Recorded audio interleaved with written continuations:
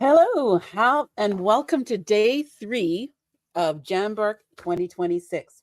I'm Akosua Joy Brown, and I am so happy to be here. I'm the founder of What's Your Story Author Services, and we bring you JAMBARK each year. This is our third time doing so. So before I begin, I want to start with a bit of a land acknowledgement. I acknowledge we had a beautiful one, a full one done by Tanya on Monday, and each day we reiterate that we acknowledge the land we're joining from and honor the indigenous people who have cared for this land since time immemorial. And because we're gathering online from many places, I invite you, if you'd like, to take a moment, a quiet moment, to acknowledge the land you're on as well and the communities past and present. So if this is your first day attending JAMBARK, of whether it's on in live or through the replays, I'm reminding you what JAMBARK it is. It is a 10-day writing summit for writers of all backgrounds, whether you're new, you've just got the spark of an idea, or you're on your 13th book, or your 32nd, or your second.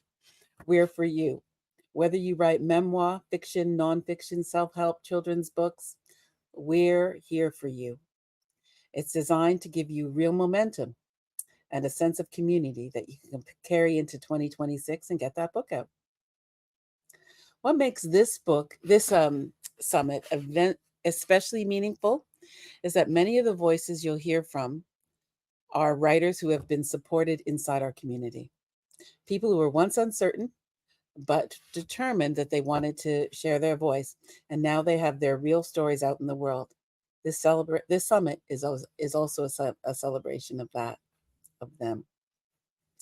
I'd also like to thank our sponsors. We have two. Well, besides, of course, What's Your Story Author Services and Keep It Key Press, who are our hybrid version of What's Your Story Author Services. We have two other sponsors, Jeanette Sherman and Carol Humphreys. Both are community members. Jeanette's series of books celebrates childhood milestones like sleeping alone, brushing your teeth, first day of school. And all of her books are in vivid, beautiful colors, lovely illustrations, beautifully rhyming. She has a booth here, and you can get her book there or through our JAMBARK book booth, which contains books of all of our speakers. We've had a few hiccups, but it should be live now or short. Yeah, it should be live very shortly. And our second sponsor is Carol Humphreys, who's in the midst of writing a book. And she's a representative of a new shopping experience called 10X Direct. The platform champions Canadian products, and this includes a space for Canadian authors.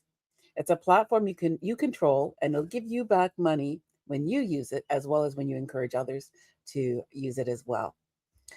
Carol will be joining us one day and giving us a bit more about how 10X Direct will support authors. Today, we're focusing on structure and foundations of strong books. I'll be sharing a short talk to open the theme, and then we'll hear from our speakers.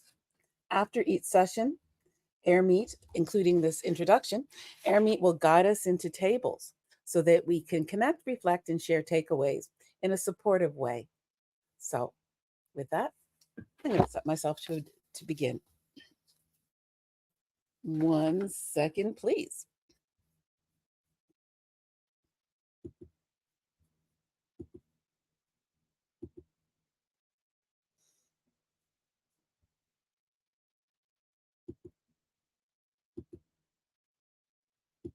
There we are. Right. So, as I said, today we're talking about structures and foundations, because inspiration is beautiful, and that's usually what gets you, to even consider writing a book. But foundation is what lets you actually finish, and finish in a strong way, so that you create the book that you really want, that will have the impacts that you dream of. And hopefully you or you have the replays. You can see that on day 1 and 2, we really focused on impact. So today we're starting on foundations. Tomorrow and Thursday, tomorrow and Wednesday, we talk about writing. And then Thursdays around design and author platform. Friday is all around marketing yourself. And then having led you through some things where I hope you gain great knowledge, we'll go into the virtual retreat. So foundations are part of of of what a lot of people skip, because usually they, when you start writing, you're so eager, or maybe you're so overwhelmed, you think, you know what, I'm just going to figure this out as I go. But a strong foundation gives you clarity, structure, it your integrity, confidence, and the momentum that you're going to need to actually finish a book project. And I want to emphasize this, especially for writers who've started and stopped a manuscript before. Like I meet writers who've been working on a manuscript for 20 years or longer. Foundations are what reduce all the second guessing. They stop you from rewriting chapter 152 times. And they stop you from spiraling into, is this any good? Should I change the whole idea? Why am I bothering? They stop you from that, having these strong foundations, and, get you to the place where you can actually get writing and stay with it, because you've done all that work beforehand, all the work about making sure that you know what you're writing and who it's for. Strong foundations are what give you that finishing power. And they don't need to be, they're not rigid at all, because as you're writing, you might find that things change, but at least you've got something to change from. The foundations are actually stabilizing. They protect your time and your energy, especially if you're a busy professional, parent, or a coach. A good plan saves you from burnout. And today is such a strong foundations day because we've got great examples of looking at foundations from different angles. First, in kind of creating the book. Children's books, although they look so simple, they are quite complex when you think of the layers of the story, the illustrations, and the design. And they're all getting you someplace. So you have to consider all that before you start. Otherwise, you can lose the plot, so to speak. So we'll be looking at foundation from the case of a children's book, researching the book, because that's where credibility and truth are built through that. And this kind of preparation can actually make writing faster. Tanya I can't wait till you hear from Tanya, who'll lead us all through that. And third, Anne's presentation talks about how she builds stories out of real lives. So through creative fiction and biography, you carry a huge responsibility to honor a life and make it readable, compelling, and true. She writes about other stories in such a way that it feels like a novel. These are different genres, yes, but they have the same goal. You want to create a book that holds your story properly, and in that way, you create one that your readers can trust.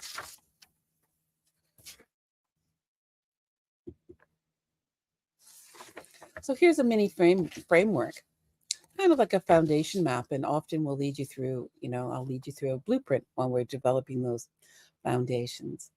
And the idea is that at the beginning, you want to make a promise to yourself. A part of the promise is that you're going to commit to the time it takes to actually write it.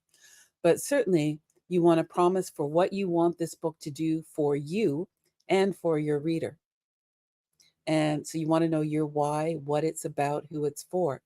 So you develop that first. And that becomes a statement of promise about what you're trying to do. And then you create the path forward, an outline kind of thing. And the structure of the outline depends on how you like to work, whether it is formal, like oh, I'm just smiling because I saw a message from Judy, who says hi from Cabo. She's that's so lovely. Hello, Judy. So certainly, when in your path, you want to talk about and be sure you know about chapters and scenes and how you're going to create the foundation again of a story that will take you from this is what the beginning to the end, and meet that promise. And then you talk about the foundation, then like building it out. It's like, what makes this story true? And this and story and the truth of a story doesn't mean it has to be nonfiction, because the truth of a story in fiction is about carrying through that promise too. So, but when we're looking at nonfiction today, what that involves is, research, lived experience, interviews, documentation, your memory if it's your story, the professional expertise, again, so that you're doing this in a way that will provide the rigorous, depending on the type of book, the rigorous source and proof that you might need, as well as artifacts, like we saw with Wilhelmina in her talk on Saturday, where she created a museum based on her story. And when you know your promise, your book becomes buildable. When you know your path, then you're able to finish it, because you've created that outline that tells you what you're going to put in it, or that at least gives you enough information so you can finish it. When you have your proof, and can be a layer over that outline, your book becomes trustworthy. Your foundations can be messy, but they can change. But without those foundation, your book is like building a house while you're already living in it. And of course, that's possible. But anyone who's been through a renovation knows how much easier it is to think of that, or to have the house that you like, that's perfect from the start. But so now I'm going to introduce you to today's speakers. Next up, in a few minutes, we're going to have Denise Dondor, and she's going to be talking about her children's book. Oh, where? Oh, it's in the other room. I have to get my books right here, but she'll be able to show her book as we talk about it. And so she writes children's books that are joyful. Oh, the colors, you wait till you see this. Joyful, layered, and meaningful. Her book is rooted in tradition, culture, and emotional truth. Oh, you wait till you hear about Paula and her visit to see her grandmother. And then we will have Tanya. Why the writing part was the fastest part. What authentic research and structure actually do for a book. Tanya reveals what it really looks like to build a book on a foundation of credible, organized research without getting overwhelmed. And finally, we'll have Anne McCrae talking about creative nonfiction and biography, how she turns lives into literature. And explores how you can transform someone else's story into, because you know often if you're writing nonfiction, you get it's a compilation of stories. It might be case studies, but certainly in Anne's case, she writes stories that and creates a book that feels as real as a memoir, or a or a fiction book. It's never a timeline of events. You certainly get that emotional depth through the type of work that Anne does. So we're going to begin with Denise. And so, as Airmeet does, it's going to take us to the tables, but I'm going to quickly then bring Denise up, and we'll get started right away. Thank you. I look forward to a great day today.